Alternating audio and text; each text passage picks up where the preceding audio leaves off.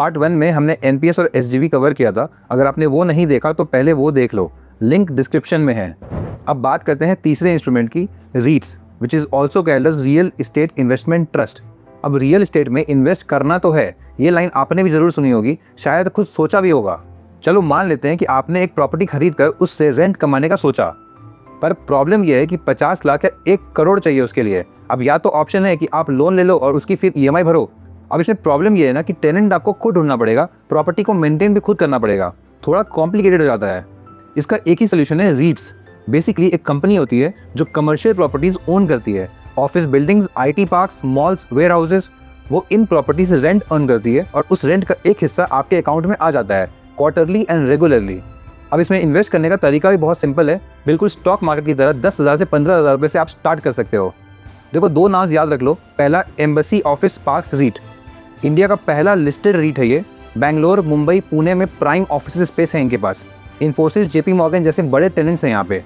Occupancy rate consistently high रहती है और क्वार्टरली डिस्ट्रीब्यूशंस रेगुलर रहते हैं। दूसरा है Mindspace business parks REIT, Hyderabad और मुंबई फोकस है इनका। आईटी कंपनीज के लिए प्रीमियम ऑफिस स्पेसेस इनके पास। रिटर्न्स और डिविडेंड में भी इल्ड एम्बेसी से कॉम्पिटिटिव है और प्राइस पॉइंट भी थोड़ा एक्सेसिबल है। अच्छा, दोनों ही एनएसई पे लिस्टेड है। जीरोधा, ग्रो, एंजल वन, किसी भी ब्रोकर से स्टॉक की तरह आप उसे खरीद सकते हो। बस सर्च करो एम्बेसी रीट या माइंड स्पेस रीट, आपको मिल जाएगा। और चौथा है P2P lending, which is also called as peer to peer lending. Concept एकदम सिंपल है। मान लो आपके पास सरप्लस पैसा है और कोई आपके ही जैसा है जिसे उस पैसे की नीड है, तो आप उसे अपना सरप्लस पैसा लोन की तरह दे सकते हो, बिना कोई बैंक की इन्वॉल्वमेंट के। अब क्योंकि ये थोड़ा अनसिक्योर्ड लोन हो जाता है तो रिटर्न्स टिपिकल बैंक एफडी से ज़्यादा मिलता है। 10 से 12% तक ईजिली आप पॉसिबल कमा सकते हो यहाँ पे। अभी रिसेंटली ये पूरा सिस्टम आरबीआई रेगुलेटेड हो गया है, पर एक चीज़ मैं क्लियरली बोलना चाहता हूँ कि इसमें रिस्क है। अगर बोरोवर डिफॉल्ट करता है तो लॉस आपका ही होगा। इसीलिए एक ही बोरोवर को मत चूज करो, 20 से 30 बोरोवर्स में थोड़ा थोड़ा डिवाइड करके अपना पैसा इसमें आप लेंड कर सकते हो। रिस्क थोड़ा स्प्रेड हो जाता है। अब 2 प्लेटफॉर्म्स जो आरबीआई रजिस्टर्ड हैं और इस्टेब्लिश भी हैं। पहला है लेंड बॉक्स, क्लीन इंटरफेस है, बोरोवर स्क्रीनिंग अच्छा है, आप अपना रिस्क लेवल खुद चूज कर सकते हो, कंजर्वेटिव से एग्रेसिव तक।